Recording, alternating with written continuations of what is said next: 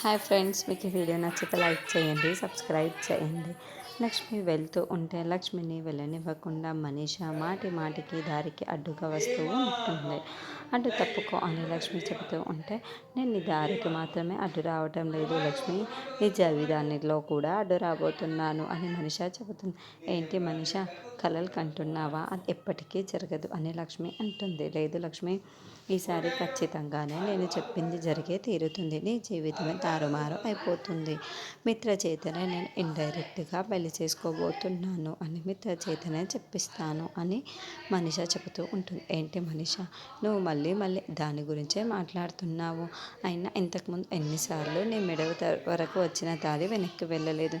ఈసారి కూడా అదే జరుగుతుంది. మిత్ర గారితో నీ పెళ్లి జరగదు కాక జరగదు అని లక్ష్మి చెబుతుంది. లేదు లక్ష్మి, ఎప్పటిలాగా కాదు, ఈసారి ఖచ్చితంగా జరిగే తీరుతుంది. నువ్వే చూస్తావు కదా అని మనీష చెబుతుంది. ఈసారి మిత్రాన్ని నేను అలా లాక్ చేసేసాను. మిత్ర నన్ను పెళ్లి చేసుకుంటాడు అని అనడంతో ఈసారి కూడా మిత్ర గారే ఈ పెళ్ళిని ఆపేస్తారు, చూస్తూ ఉండు. ఒకవేళ అలాగనగా మిత్ర గారు ఈ పెళ్ళి ఆపకపోతే నా పేరు భాగ్యలక్ష్మినే కాదు అని లక్ష్మి మనీషాతో ఛాలెంజ్ చేస్తూ ఉంటుంది. దాంతో మనీష, ఏంటి దీనికి ఇంత కాన్ఫిడెన్స్, నేను ఎంత చెబుతున్నా కూడా